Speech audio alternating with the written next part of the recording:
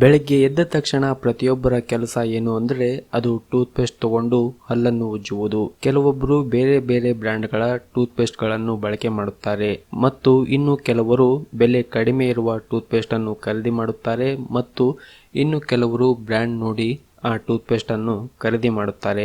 ಆದರೆ ಆ tooth paste ಮೇಲೆ ಹಾಕಿರುವ ಕಲರ್ ಬಾರ್ ಮೇಲೆ ಬಹುತೇಕ ಜನರಿಗೆ ತಿಳಿದಿಲ್ಲ. ಒಂದೊಂದು ಬ್ರ್ಯಾಂಡ್ ಟೂತ್ ಪೇಸ್ಟ್ ಮೇಲೆ ಒಂದೊಂದು ತರದ ಬಣ್ಣಗಳು ಇರುತ್ತದೆ.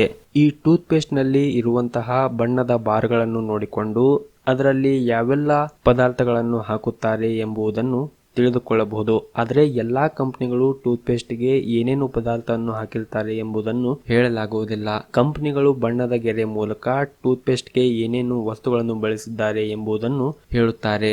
ಹಾಗಿದ್ರೆ ಈ ಟೂತ್ ಪೇಸ್ಟ್ ನ ಬಾರ್ ಹಿಂದಿರುವ ರಹಸ್ಯವೇನು, ಅದರ ಬಗ್ಗೆ ಸಂಪೂರ್ಣವಾಗಿ ಮಾಹಿತಿಯನ್ನು ಕೊಡುತ್ತೇವೆ. ಈ ವಿಡಿಯೋವನ್ನು ಲೈಕ್ ಮಾಡಿ ಹಾಗೂ ನೀವಿನ್ನು ನಮ್ಮ ಚಾನಲ್ ಅನ್ನು ಸಬ್ಸ್ಕ್ರೈಬ್ ಮಾಡಿಲ್ಲ ಅಂದ್ರೆ ದಯವಿಟ್ಟು ಸಬ್ಸ್ಕ್ರೈಬ್ ಮಾಡ್ಕೊಳ್ಳಿ. ಹಾಗೆ ಪಕ್ಕದಲ್ಲಿರುವ ಬೆಲ್ ಬಟನ್ ಮೇಲೆ ಕೂಡ ಕ್ಲಿಕ್ ಮಾಡಿ. ಟೂತ್ ಪೇಸ್ಟ್ ಹಿಂದೆ ಕೊನೆಯಲ್ಲಿ ಕಪ್ಪು ಬಣ್ಣದ ಗೆರೆ ಇದ್ರೆ ಆ ಟೂತ್ ಪೇಸ್ಟ್ ಬಳಕೆ ಮಾಡುವುದು ಒಳ್ಳೆಯದಲ್ಲ. ಅತಿ ಹೆಚ್ಚು ಕೆಮಿಕಲ್ ಬಳಸುವ ಕಂಪನಿಗಳು ತಮ್ಮ ಕಂಪನಿ ಟೂತ್ ಪೇಸ್ಟ್ ಮೇಲೆ ಕಪ್ಪು ಗೆರೆಯನ್ನು ಎಳೆದಿರುತ್ತಾರೆ. ಹಾಗಾಗಿ ಕಪ್ಪು ಬಣ್ಣದ ಗೆರೆ ಎಳೆದಿರುವ ಟೂತ್ ಪೇಸ್ಟ್ ಅನ್ನು ಬಳಸದೇ ಇರುವುದು ಒಳ್ಳೆಯದು. ಇನ್ನು ಈ ಟೂತ್ ಪೇಸ್ಟ್ ಹಿಂದೆ ಕೆಂಪು ಬಣ್ಣದ ಗೆರೆ ಇದ್ರೆ ಅದರಲ್ಲೂ ಕೂಡ ರಾಸಾಯನಿಕವನ್ನು ಬಳಸಲಾಗುತ್ತದೆ.